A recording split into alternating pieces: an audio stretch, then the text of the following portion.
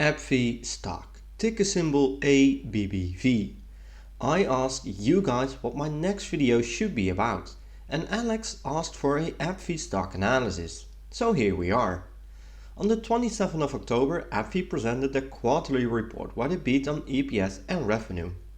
For the upcoming earnings, analysts think they will beat again. Year to date, the stock is down 5%, underperforming the S&P 500. And people love ABBV stock because of multiple reasons, one of them being the dividend, and I understand why with dividend yield at 4% and with 10 years of dividend increases. So could this be the perfect moment to buy ABBV stock? Well, I'm very excited to see what you guys think about this stock, so please let me know your thoughts in the comments. My name is Thomas and this is Thomas Invest. I'm an investor looking for great stocks at great prices. So what does ABBV do? ABBV is a pharmaceutical firm with a strong exposure to immunology and oncology. When we dive in the most recent earnings report, we see that revenue was reported at 13.9 billion, down 6% year over year, most of which decreased in the US with 7.7%. In here we see a breakdown of all the drugs they have. Immunology is the biggest segment with roughly half of ABBV's returns. Humira is still the top drug, but it is coming down big time with almost 40% decrease in the US. Both Skyrizi and Rinvoq are up 50 to 60%, which looks really good to me. Oncology is also one of the bigger segments and is down 8.4%. Again, the US is down the most in this segment. Aesthetics is also one of the bigger segments, and again this segment is down as well. Neuroscience is the second biggest segment and is up a decent amount. To me, this part looks really good. Another interesting thing is that ABBV did acquire two new companies, Cerevel and Immunogen. Both have a lot of potential to represent a big part of the future revenue. And now that we know a bit more about the company, it is time to check the fundamentals of the stock. But first, if you made it this far into the video, I want to thank you a lot for watching this video. Make sure to subscribe to my channel to receive multiple analyses every week. And also join my Discord channel for free to meet other people within the community and to talk about stocks. It's completely free, so don't miss it out. Let's continue by diving into the fundamentals. ABBV is a 272 billion market cap company. PE ratio is at 41, indicating they are overvalued. Later in this video I will show you my 3 price targets for ABBV stock, so make sure to watch until the end, because PE ratio is only telling a small part of the full story here. Revenue is at 55 billion and in this graph we see that revenue went up in the long run. Of course we see the impact during COVID, however most recently the revenue is coming down. Margins are going up and down in the past decade, most recently margins are coming down as well. EPS is pretty much the same story as the revenue and the margins, so for all these three numbers keep your eye on them, since it doesn't look really good. Analysts expect that 2023, which is almost over, and 2024 are going to be tough years for ABBV. From 2025 on, it is expected to see high single-digit growth in EPS. For the revenue, analysts expect pretty much the same, except for the revenue, they are aiming for mid-single-digit growth numbers. Return on assets is sitting at 14%, which is a great number. Return on equity looks really good, and the most important number, return on invested capital, is sitting at almost 16%, which is a great number. It is lower versus the 5-year average, which is a bad thing. Current ratio is at 0.96, which is a great number again. It is also pretty steady historically, so this looks good to me.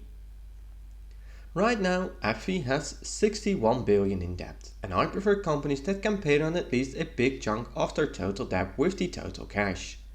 ABBV has 13 billion in total cash, so they can't pay down a big part of their debt.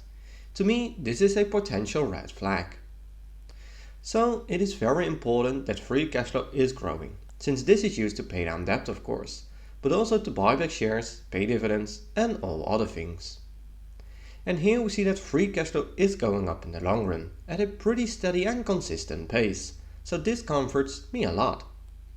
Shares outstanding are increasing in the long run, which is something that I don't like. When shares outstanding are decreasing, it increases your ownership in the company, increases the EPS, lowers the PE ratio, and makes it easier to maintain and increase the dividends. And since we're talking about dividends anyways, dividend yield is sitting at 4%, which is a great number. Annual payout is at $6.20 and payout ratio is at 49%. I prefer 50% or lower, so right now they have 51% left in cash to buy back shares, pay down debt, do acquisitions and all other things. The 5-year growth rate is at 10%, which is a great number. They have increased the dividends for 10 years in a row, which is also pretty impressive. And if you take a look at these numbers, the dividends paid since 2013, you see that ABBV did increase the dividends at a high pace. However, most recently, growth is slowing down. Payout ratio is a very important metric with dividends. It tells you if the dividends are safe. In here we see that historically it looked really good. The range of 40 to 50% is something that I think is good. In this graph we see the expected dividends in 2023, 2024 and 2025. Of course this is an estimation that can be highly impacted by results, but it gives you a rough indication. It's expected to increase at the same rate as the past couple of years. Overall these dividends look really good to me, but how about the historical returns? I decided to compare ABBV stock with the overall market, in this case the S&P 500. Next to that I added Amgen and Gilead. On the 5-year chart we see that ABBV did beat all the stocks in this list by a significant amount. In total, ABBV returned 129% including dividends. On the 1-year chart things look pretty interesting. The S&P 500 did beat all stocks in this list. ABBV is having a negative return. On the 6-month chart it is again looking interesting, with ABBV beating the S&P 500 by double the amount. Amgen had the highest return with 22%. On the 1-month chart it is again ABBV that is having the highest return with almost 12%, beating all the stocks once more. And bottom line, ABBV did beat the S&P 500 and the other 2 stocks in this list in the long run, but also in the shorter run.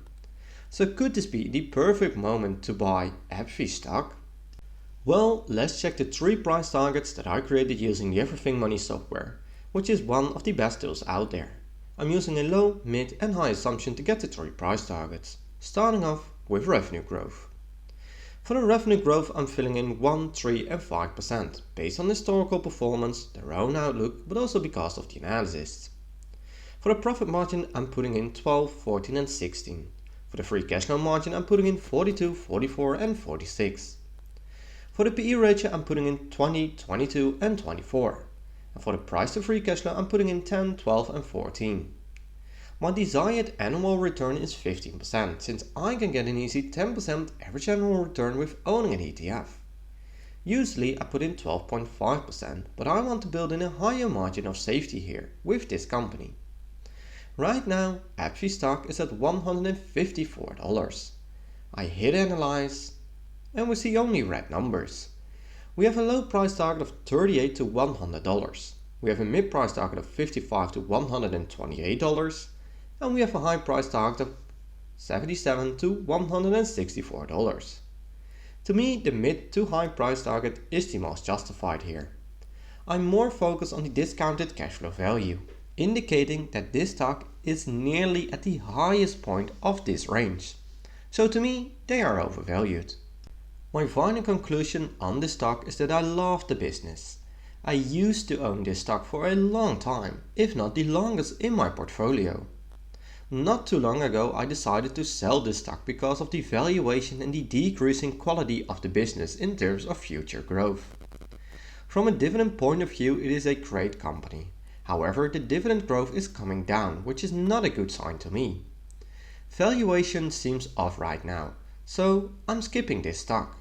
But I keep analyzing them from time to time, since it was a great investment for me in the past few years. And remember to always do your own research and never fully trust on what I or other YouTubers say about the stock. I'm not a financial advisor and this content is just for entertaining purposes only. I hope you like this video and I did bring some insights of the company to you. I would really appreciate a thumbs up and make sure to subscribe to get notified when I'm posting a new video. Thanks for watching and I will see you in my next video.